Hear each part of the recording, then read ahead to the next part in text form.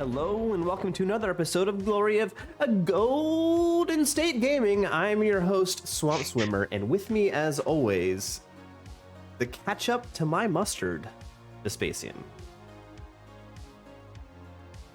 That's a good one. Hey, everybody, I like it.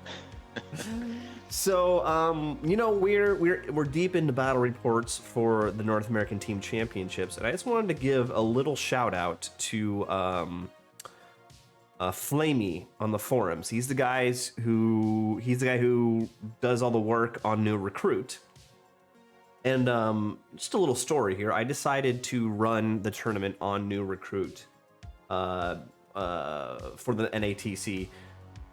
But it turns out I'm the actual first team tournament, I think, to run on New Recruit, and it was incredibly buggy and didn't work. That being said, I have worked with Flamey since then, and I think it's kind of perfect now. We've been going through fixing all the problems. We had a lot of problems, and I'm going through it with him.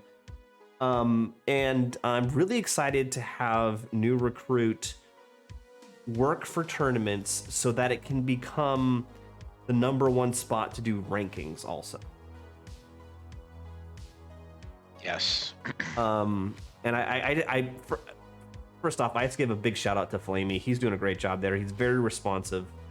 Helped me out all the things I needed to work with. But yeah, I think it's a great opportunity, and I think New Recruit's probably the most popular army builder app out there for 9th Aids for sure. People are still using Battle Scribe a little bit, and some people are a little using Army Builder. But if we can really consolidate all of our players onto this one platform, I think rankings could be awesome. What do you think? Yeah, I think I actually was just talking about this with somebody. There's a lot of advantages of consolidating this. One of the biggest ones is, hopefully by now you've watched our video where we interviewed a rules team member about the balance patch update. But if every tournament and every list from every tournament was in New Recruit, then you could have basically perfect data set to review the performance, right? And right now, what the team has to do to get every list from every tournament entered is a massive effort of people that could be working on other things, right? That to forward the overall project, right? So also as a user, as a tournament player, it was awesome to have every list in New Recruit, right? So like basically when I went up to play somebody, I didn't have to like pull up a PDF that you'd emailed me a week before and find their name. I could just go to the team, do the drop down, and select that person, which is really convenient. And as a tournament organizer, does it also auto check the list accuracy for you, or no? They submit it, and then it'll come through with the regular warnings that New Recruit has, and it'll just give you a green check or a red check when it's submitted. It makes it so much easier. Yeah, that's awesome. Yeah, that's cool. Yeah, so basically, I think there's a lot of huge advantages to getting everybody over on that platform. Your first time user, I saw that you were having some trouble with it, but now that it's fixed, hopefully everybody adopts it and we can get. I think he put a lot of work into making the singles tournaments run smoothly, but just I think I was the first team tournament to try to run it, and it just didn't work. Period. But I'm actually today I've been entering the results from into the tournament, so it'll show it correctly. But we ironed everything out, so it's pretty cool. I'm excited about it. But hey, if you are watching, please hit that subscribe button. We're trying to push for subscribers. But let's get into the battle report. Let's see here. So we are in round 3 of the NATC. Your team got not big wins, but 2 solid wins, rounds 1 and 2. And you guys get paired into Team Minmax, which is the team from Sacramento, basically. And you get paired in the good old Josh Gurin. He's always a good time. Josh Gurin. How did the matching process go?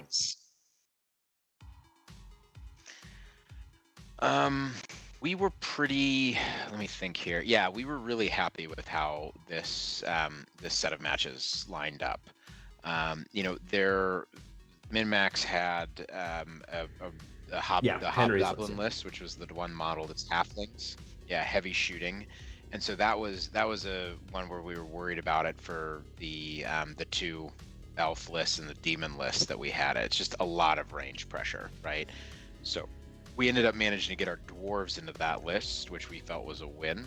And then we had we also, I think, ended up with a couple of other pretty. So at the end, I think we felt like we'd paired ourselves into a win as long as we could hit our matchups. I think I had a yellow for this one, and once you see the list, I think you'll get a picture of why. So yeah. All right, let's get right into it then. If you're interested in Aaron's list, please click the link above my head, which is the round 1 game where we go over his list. Also click the link above my head, which is the list review for the entire tournament, so you can get the rest of the lists on this team and his opposing team, Min-Max. But let's see here, Josh. Oh, can I go over this list? Oh, this is a. Yeah, you it'll totally be short and should. sweet. Don't worry. He's got the Middle Warlord General, the standard build, Destiny's Call, Blessed Inscriptions, Eye of Dominance, which is a little different. Normally, it's the Potion of Swiftness. So he's trying to. That actually will be a big difference against your dragon if he gets this guy into your dragon. He's got the Middle Chieftain, BSB. Yeah. I like that because it really just makes it a very clear, Aaron, don't charge your ancient dragon into the Minotaur Yeah, Warlord. I think this warlord is geared to kill that dragon, but we'll see if that happens. We got the Chieftain BSB with the Greater Totem Bearer, Agor's Affliction, and a Great Weapon. Yeah, pretty standard. Soothsayer on the cart, Shamanism, Trickster's Cunning, so he's really hard to kill. 3 raiding chariots, 15 Wild Horde with shields, I think just to fill out core probably. 8 Feral Hounds, and then 6 Minnows with shield, 6 Minnows with shield, 6 Minnows with shield, and 2 units of Gargoyles. This is a very straightforward list, which I love. Josh, that's what Josh is all about. He likes to push. But you mentioned you don't think this was a good matchup for you. Just a yellow? Yeah.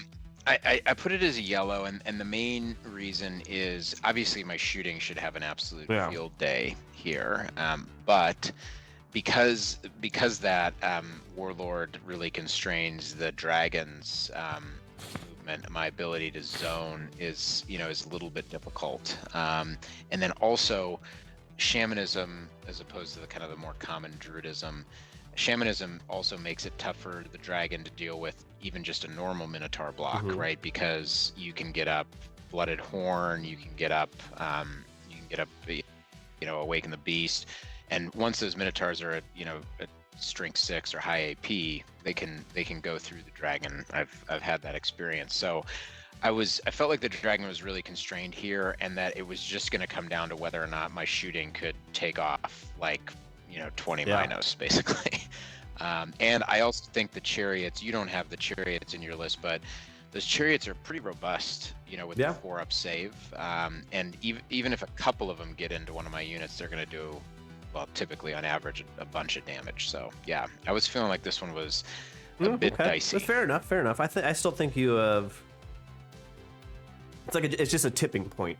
I think you can shoot him off the board, but if he just makes it, if you get some bad dice or he gets first turn and then get some good charges, it's just like he can take you off real quick. Yeah, for sure. It's not a bad matchup, but I don't think it's a good one. So this one's marked as deployment. Obviously, Shamanism helps, right?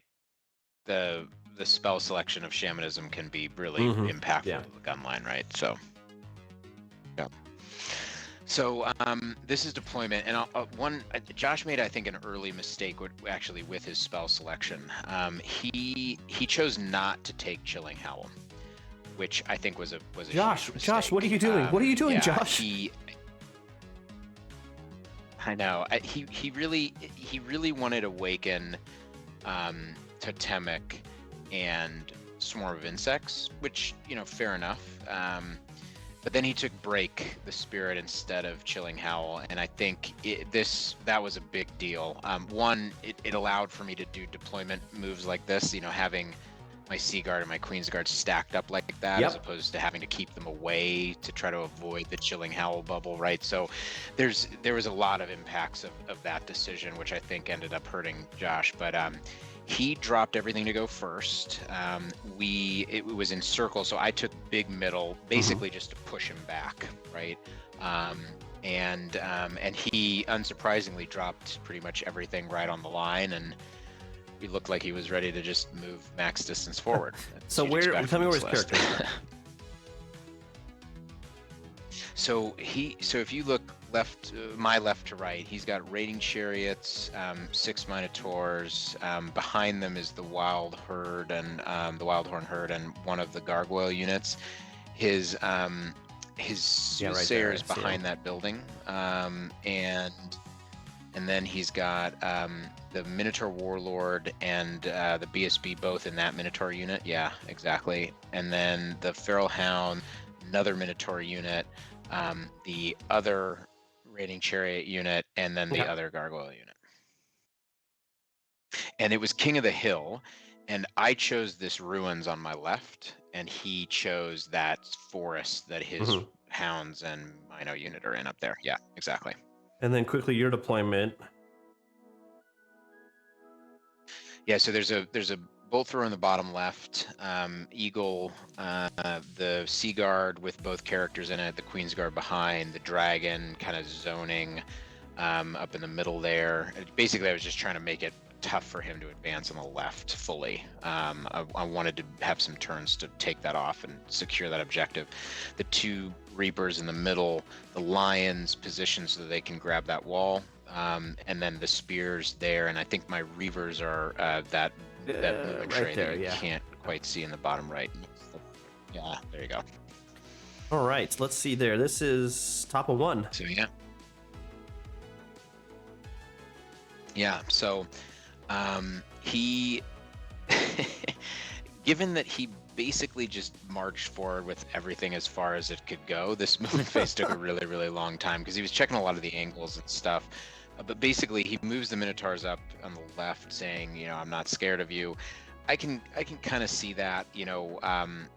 He's got that Warlord that can potentially countercharge. He's got a chariot unit that can countercharge. So he just got real aggressive with them. And then he just basically moved forward flank speed in the middle there. And he started bringing his chariots, the ones that are all the way on the right, he started bringing them kind of a little further closer to the center, essentially. So yeah, he full court press. And then these early phases is where that lack of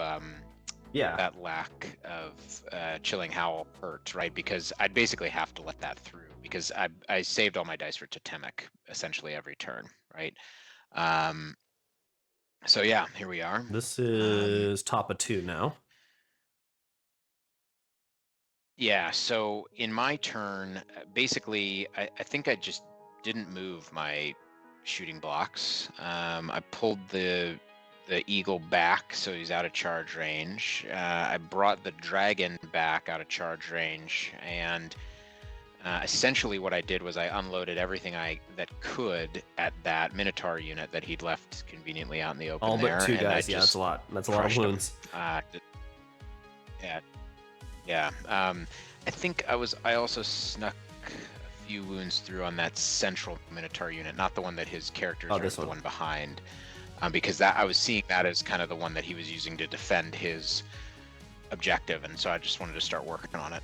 And so then again in his turn, on the left, he has to be kind of quite tentative because I've taken out that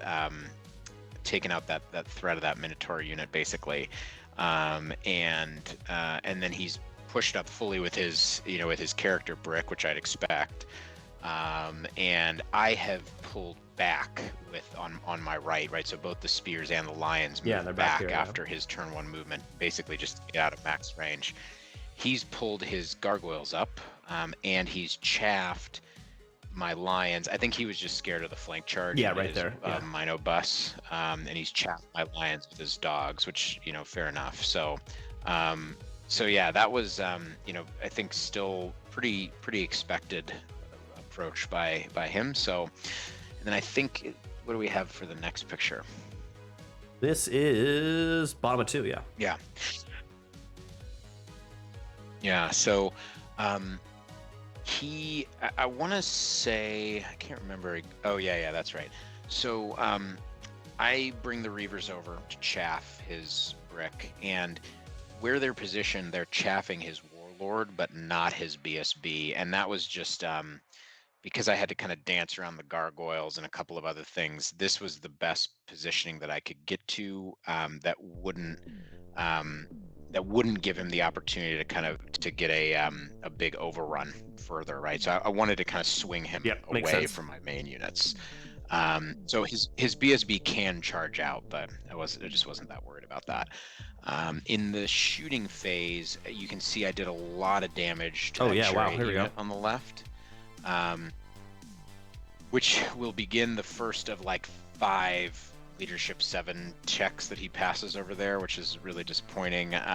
He manages that, and then I took the eagle off the base so he didn't fall onto the floor, but basically the eagle pulled back to stay as backup chaff there. The lions did move forward to defend the wall, and then I moved my spears up basically because I wanted to do a couple of things. I wanted him to charge the spears and then flee and force him to take a redirect test to go into the lions, which I was hoping he would fail. If he does go in, he's still taking all the DTs from going over that wall. And then I'll lose a bunch of lions, but my hope was that he would lose 1 chariot, and then I would kill the chariots with the lions before the riders could swing. So it was that was a risky proposition, but if I could clean that chariot unit up, then and with the positioning of the dragon, I would have a clear run to the goalposts for that for the objective. So I was hoping. I also got a little bit lucky in my last shooting phase and panicked off the the one that were right here, with some of my shooting. I think both. Yeah, so they panicked and ran through the house, and I think there's 1 left over there. The lions charged the dogs just to clear them out, left 1 left who ran. Spoiler alert, both those single model units on reduced discipline will rally and save their points, but on like leadership 3 or something, but it wasn't a lot of difference. So now we go into the next one, which I think will be his turn. Yeah. Nothing launching. Okay. So what happened? What happened in his turn was a few things. One, he charges the single Minotaur that was left from that depleted unit, the gargoyles, and the BSB all into the Sea Guard. And I chose to stand and shoot at the Minotaur, and I kill him. And I was hoping to cause a bunch of panic tests, but I didn't. Spoiler alert. And so the gargoyles and the BSB make it in, which means he doesn't clear my Reavers. Yep. Right. So they're still available for chaffing. Oh, and did you pull your characters out? So he Yeah. So hold the phone. So he the characters were in the Queen's Guard at that point. And so he goes in with the BSB and the gargoyles. I clear off the gargoyles, challenge out the BSB, and actually end up winning that combat pretty substantively by like I think 2 or 3. And he passes a shaky like discipline 6 rerollable with the BSB, but he sticks it out. And then he charges in the center. You remember I had the ancient dragon chaffing that Minotaur. This brick. one. So he charges in. Yeah, correct. Yeah. So he charges in, but I had I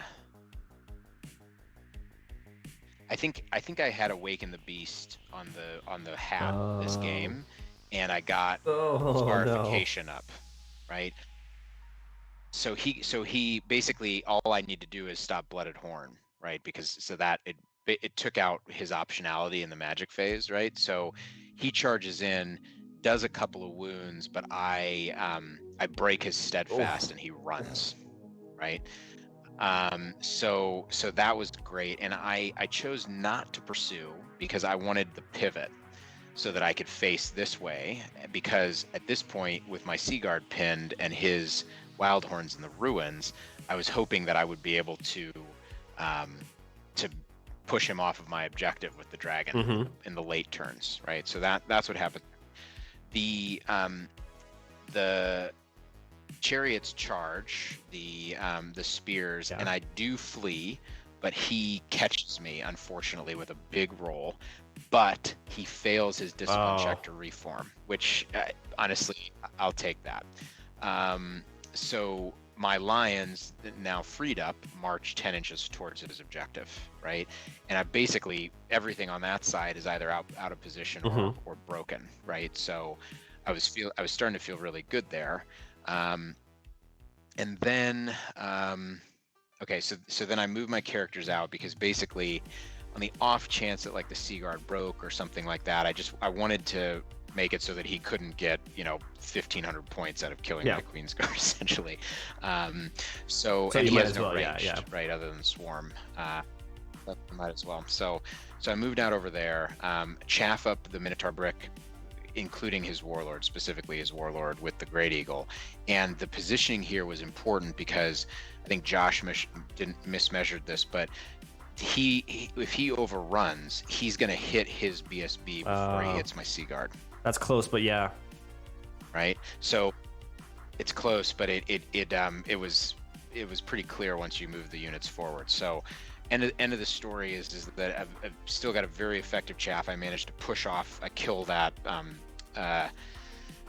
chariot unit over on the left hand side, and he makes his third of 5 discipline 7 checks on that bloody Wildhorn unit, and then and now here we are. And I also got very lucky here. His chariots on the right are just don't have arm to get in my bolt thrower. That is very huge, which was huge. So yeah, I'm feeling pretty good here now. And is this the last one? Oh, okay. So what happens? Josh charges the eagle, and we realize that he can't make that overrun. So that was nice for me, at least. And then Josh moves his Wildhorns back, but can't quite make it out of the range of the Ancient Dragon. So I had I think an 11 on the dice charge into that unit in the last turn. And then he rallies. So in the prior turn was when he rallied both of those depleted units on the right, and then he also rallies that last Minotaur. Jeez. Which sucked. But anyway, so there's like I don't know, 600-700 points sitting on like 3 wounds over on the right hand side. With Oaken Throne, I've just been like bringing my champion back and challenging out his BSB, so the Seaguard are just sticking essentially. Against him, I've reformed to get ranks, so I can keep winning those combats. And yeah, so in this turn, this was the last turn, and a couple big things went my way this turn. One was I hit that 11 on the dice charge into the Wildhorn. Oh no. Yeah. Yeah. Now he had a rerollable 7. They were not in general range. He had a rerollable 7 terror check on that unit, right? So this, it's just like there were so many things on the left where if he had just failed one of those 7 checks in like many turns, it would have helped me a lot. But as recompense, I get that 7 on 11 on the charge. Dice charge into that unit. It's just toast. And wipe him off the objective in the bottom, which is nice. And then in the magic phase, Josh was very, very focused on protecting his shaman because I had done a wound or 2 to him. And with Unerring Strike and Fate's Judgment available, it was very doable for me to take that shaman off. Yeah. Right. So he was very, very focused on that. So he saved all of his dice to stop the blasty spells, and then I get a Raven's Wing to push my lions into the objective. No. Yeah. Josh. So that was just Josh. I think that was just the end of a long day for Josh, and he missed that opportunity. You know, that being said, if that Minotaur hadn't rallied, I wouldn't have even needed it, because I would have just been able to march into the objective, as you could see. But the fact that he was able to rally and then reform him into, like, so that I couldn't make a straight march into the objective was, you know, rallying on a 3 or something like that. So it was a little bit of just diciness. But yeah, there was a miss there to give me the objective. Couple big swings my way there in the Gotcha. Well, that was as every Beast Herd game is. It was quick and brutal. Indeed. And you end up with a 16. I thought it'd be more than that. A 16. Okay, interesting. Yeah, I think, you know, he got the spears, the eagle, but at the end of the day, I actually didn't take that much off of him. Right, I got 1 Mino unit, I got 1 Wildhorn unit, and I got 1 Chariot unit and 1 Gargoyle unit, which is actually all fairly cheap, right? And he saved the half points on all. The Minnow unit half points here is pretty big, right? Yeah, so I actually, and I didn't touch his characters, which is where all the points are, right? So so at the end of the day, I just didn't get that much off of him because of those rallies on the right. And he took the spear unit and some chaff, basically. Interesting. Do you think he could have? Was there a different way he could have come at you?